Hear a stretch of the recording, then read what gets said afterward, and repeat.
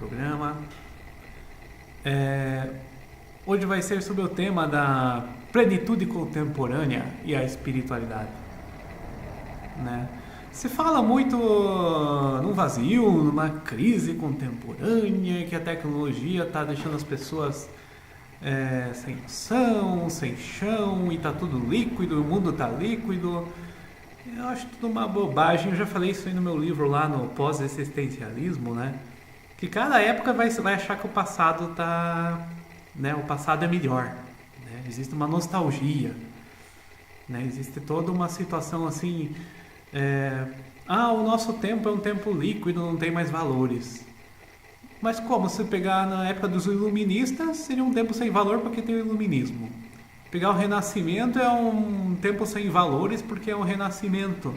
O que nós vivemos parece que é um novo renascimento. Ainda bem que tem tanta tecnologia, que tem tanto contato, que as pessoas não se preocupam mais com gramatical, com detalhes, com valores antiquados, né? Moralismos, falsos moralismos. Né? Eu fico feliz de viver na minha geração, porque a minha geração tem liberdade de pensamento, né? Tem esses livres pensadores. As pessoas mais humildes, elas aprendem a ser livres pensadores.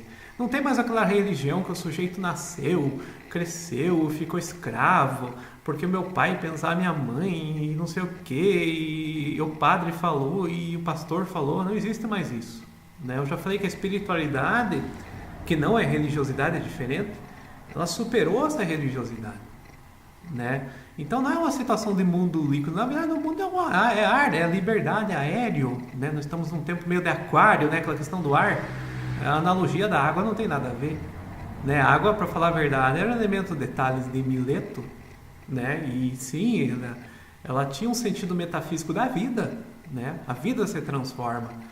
Não é que não existam valores, na verdade os valores se transformam, eles estão num momento assim de plena liberdade, né? Nós vivemos um tempo de liberdade, né? Então eu acho ridículo, por exemplo, você achar valores, por exemplo, de tataravós e agora achar que esses valores, por exemplo, não existem mais e nosso mundo perdeu muito, né? Essa situação nostálgica com o passado aí. Eu acho que se o pensador ou palestrante, né, esse pessoal da autoajuda que está aí, muito famoso falar disso aí, eu acho que é bem confuso, né? Você ficar comparando, por exemplo, mimeógrafo, datilografia, disquete, essas tecnologias foram boas no seu tempo, mas em outros tempos também existiram tecnologias boas, né? Começou com a machadinha, né, do homem pré-histórico, pedra lascada, e isso tudo é tecnologia, sim, ela transforma a natureza. Não dá para você ir comparando, por exemplo, o nosso tempo, qualquer que seja, com o passado e ficar dizendo que esse é pior ou melhor que o passado, tem menos espiritualidade, né? Mas nós vivemos um infantilismo agora porque tem animismo e as pessoas acreditam que está tudo cheio de espírito, né? Mas claro que tá. Na verdade é uma doutrina filosófica, né? Se você pensar metafísica, por exemplo, Tales, você pensar Heráclito, Platão, Aristóteles, toda a metafísica ela coloca, né, as coisas além de uma simples divindade, por exemplo, uma estátua ou um homem, né, divino. Não tem isso, né? A religião, a espiritualidade filosófica, né, o conceito de Deus é uma coisa mais animista ou panteísta, né? Tem gente que foi na fogueira por causa do panteísmo, né? O Giordano Bruno, por exemplo. Né? E esses nossos palestrantes, pensadores e pseudo-pensadores não fizeram nada. Quem que são eles, né? Eles querem defender dois extremos. Um é ateísmo ou essa religião, por exemplo, dogmática. Mas agora você nasceu da protestante ou católica, vai ter que ser ipsis literis tudo o que diz a tua religião. Né? Como se fosse um robô programado. Agora são os robôs programados da religião. E se o cara não for assim, é um infantil. Eu acho muito pelo contrário, o robô programado da religião, que é um infantil, e não aquele que mistura reencarnação, mistura misticismo, né? Ele tem uma autonomia para escolher suas crenças. Né? Essa que é a espiritualidade de hoje. Né? Então, é além de uma filosofia de autoajuda. Né? Muito além de uma filosofia de autoajuda. Será que dá para chamar de filosofia isso, né? Autoajuda. Então, não tem nada a ver com o mundo líquido, valores, desvalores. Na verdade, os valores se transformaram, nós temos uma nova moral, né? Aquilo que eu falei lá na minha obra Crítica da Moral. Né? Nós temos uma moral que trouxe muito feminino, por exemplo, que trouxe certas situações que antes não existiam, né? Existia uma sociedade de patriarcado, por exemplo, né? De tradições masculinas, mistérios masculinos, e essa moral mudou. Né? E todos esses pensadores e pseudo-pensadores ficam comparando o passado, achando que nosso tempo está perdido, nosso tempo não tem mais valores. É bobagem, pura bobagem. Então, e daí você falou, mas a nossa sociedade quer felicidade e não quer melancolia. Aí tudo bem, a melancolia é um traço, né? Um temperamento, um humor, né? Que nem os antigos falaram. Só que é claro que não é um humor assim que você deva, por exemplo, propagar, achar que aquilo é um ideal, por exemplo, a melancolia. Isso claro que não, né? É absurdo certas situações. Mas não existem mais fronteiras. Claro que tem. Você tem fronteiras de línguas, você tem fronteiras econômicas, né? Tem fronteiras ideológicas, tem fronteiras íntimas, né? Cada um tem a sua bolha de intimidade, né? Não é porque nós temos comunicação assim com todo mundo, eletrônica, WhatsApp, redes sociais, que não existam mais fronteiras. Claro que existem fronteiras, né? As fronteiras são da própria liberdade individual, né? Daí você falou que mas a questão de emoção não afeta a saúde, que existiram santos, né, que tiveram câncer. Claro que a emoção afeta a saúde. Tem experiências de Pavlov, né, com estômago de cães, né? Então toda essa experiência afeta sim a saúde, né? É psicossomática a coisa, né? Não dá para você falar que um comportamento, um sentimento, por exemplo, não vai afetar a saúde. Afeta e diretamente, isso é comprovado já por várias práticas, experiências. Não é nada novo, isso é coisa antiga. Por isso que eu citei Pavlov, né? Coisa bem antiga. Então, você citou, por exemplo, Walter Benjamin na perda da aura da arte.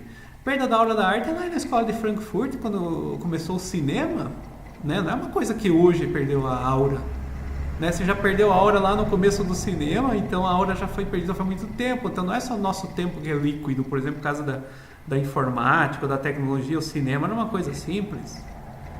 Mas cada um tem como se fosse uma idiosincrasia, né? Cada um tem um conceito de Deus muito subjetivo. Na verdade, Deus é Deus do nosso coração, né? Deus é uma situação mais interna. O externo, sim, ele tem símbolos, tem templos. É muito importante a simbologia externa das religiões, espiritualidades. Mas disso falar que você tem que seguir esse externo, não. A religião é a religião do coração, né? É o Deus do coração de cada um. Pelo menos o rosacrucianismo vê assim, eu acho que é uma visão bem positiva até. As pessoas jovens não vão entender Kant. Kant era um super-homem regrado, não é compatível com o nosso tempo, né? Ele era um moralista. Tinha toda aquela questão do imperativo categórico, dever e tal. Isso por direito funciona muito bem, mas para um comportamento, por exemplo, de relacionamento é um pouco difícil, né? Você falou da juventude, por exemplo, que dos anos 60 tinha menos autoridade, né? Ou tinha mais autoridade e ela mais rebelde que a atual. Então essa é uma situação de ciclos. Acho que cada tempo tem a sua rebeldia, outro tempo não tem rebeldia. Os pais educam de uma forma diferente. A questão aí é bem casuística também, né? Isso em psicologia, Freud até falava, né, da situação lá do Totem e Tabu, né? O pai também faz um papel de superego, né, e tudo mais. Isso da tecnologia, nós já falamos da nossa obra A Crítica da Razão Cibernética, né? Eu com o Minkowski. E acho que é uma teoria muito mais rica, por exemplo, que esse mundo líquido, emoção líquida e tudo líquido, né? E os valores não estão perdidos, não, eles estão mais vivos do que nunca, né? Não só os religiosos, mas os espirituais, né? As pessoas já não precisam mais, por exemplo, estar presas a uma religião. Elas procuram uma espiritualidade livre, elas misturam sim, mas essa mistura é uma mistura qualitativa, né? Não é uma situação quantitativa. E assim, elas agem muito por intuição, né? E mesmo que não funcione do ponto de vista espiritual, do ponto de vista catártico, psicológico, é muito importante, né? Então não é um desvalor isso, uma ausência de valor, não existe ausência de valores, né? Por exemplo, família vai ser sempre um valor, amor vai ser valor, saúde vai ser valor, virtudes vão ser valores, né? Isso é atemporal, né? Isso da filosofia a gente pega aí 3.000 anos, 4.000 anos está igual, né? A gente pega legislações antigas, né? Então nosso tempo não está tão perdido assim, as legislações ainda continuam, né? Então, e não dá para falar de juventude, adolescência, porque é um padrão muito de busca de valores. Então, a adolescência não serve de padrão, né? Você tem que pegar o padrão, por exemplo, adulto ou mesmo da maturidade, né? Então, se um palestrante fica falando de adolescentes, claro, ele vai falar que o mundo está perdido, que ninguém mais tem nada, ninguém tem valor, cada um curte, mas esses adolescentes sempre curtiram assim a vida, né? Não é agora, nessa época, o adolescente vai mudar. Muito pelo contrário, vai ser tanto como em outro tempo, né? Então, são fases da vida, são momentos, né? Tem que se estudar um pouquinho mais essa situação de desenvolvimento. Não é só porque o nosso tempo não está perdido, né? E nosso tempo nunca esteve tão bom, com tantas tecnologias, tanta utilidade.